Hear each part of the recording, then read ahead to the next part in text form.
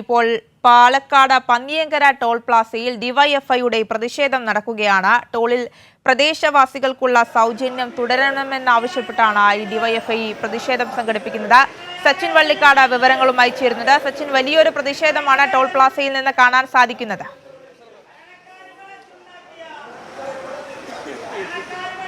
തീർച്ചയായും ആര്യ, ഇന്ന് രാവിലെയോടുകൂടിയാണ് ഡിവൈഎഫ്ഐയുടെ നേതൃത്വത്തിൽ പാലക്കാട് പന്നിയങ്കര ടോൾ പ്ലാസയിൽ ശക്തമായ പ്രതിഷേധം നടന്നുകൊണ്ടിരിക്കുന്നത്. ഈ പ്രതിഷേധത്തിൻ്റെ പ്രധാനപ്പെട്ട കാരണം സംസ്ഥാന വ്യാപകമായി ഇന്ന് ടോൾ വർധനവ് ദേശീയപാത അതോറിറ്റി നടപ്പാക്കിയിട്ടുണ്ട്. ഇതിൻ്റെ ഭാഗമായിട്ട് തന്നെ പാലക്കാട് പന്നിയങ്കരയിലും ടോൾ നിരക്ക് വർദ്ധിപ്പിച്ചിട്ടുണ്ട്. മാത്രമല്ല, പാലക്കാട് 6 പഞ്ചായത്തുകൾ ഈ toll plaza Panniyankara toll plaza പരിധിയിൽ വരുന്ന 6 പഞ്ചായത്തുകളിൽ ഉള്ളവർക്ക് സൗജന്യമായി ഇത്രയും കാലം യാത്ര അനുവദിച്ചിരുന്നു.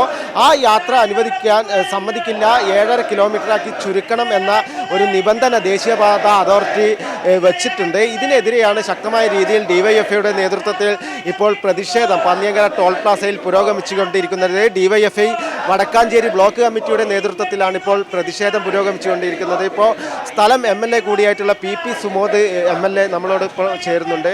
എന്താണ് ഈ ദേശീയപാത അതോറിറ്റി ഇപ്പോൾ? ഇത് 2022 മുതലുള്ള സമരമാണ്. നാട്ടിലെയും നാട്ടുകാരുടെയും ജനങ്ങളുടെയും ആവശ്യം, രാഷ്ട്രീയ പാർട്ടികളുടെയും എല്ലാം ആവശ്യം 10 കിലോമീറ്റർ ചുറ്റളവിൽ സൗജന്യമായ യാത്ര എന്നതാണ്. നിലവിൽ 7.5 കിലോമീറ്റർ എന്ന നിലയിലേക്ക് യാത്ര സൗജന്യം തരാൻ വേണ്ടി നിരവധി ചർച്ചകളുടെ ഭാഗമായി കരാർ കമ്പനി തയ്യാറായിട്ടുണ്ട്. എന്നാൽ 7.5 പോരാ, 10 കിലോമീറ്ററെങ്കിലും വേണം എന്ന നിലപാടിൽ ഇവിടെ ജനങ്ങളും രാഷ്ട്രീയ പാർട്ടികളും ഒക്കെ അണിനിരക്കുകയാണ്. ഇത്തരം വിഷയം ജില്ലാ ഭരണകൂടത്തിൻ്റെ കലക്ടറോട് ശ്രദ്ധപ്പെടുത്തിയിട്ടുണ്ട്.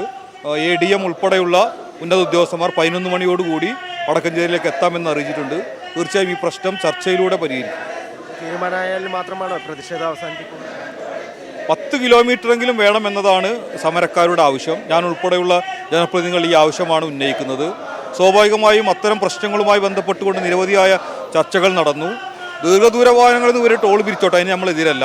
എന്നാൽ ഈ പ്രദേശത്തെ വടക്കഞ്ചേരി, കണ്ണമ്പ്ര ഉൾപ്പെടെയുള്ള പഞ്ചായത്തുകളിലെ ജനങ്ങളിൽ നിന്ന് ടോൾ പിരിക്കാൻ ആവശ്യമായ കരാർ കമ്പനിയുടെ ധിക്കാരപരമായ നടപടി ഉപേക്ഷിക്കണം.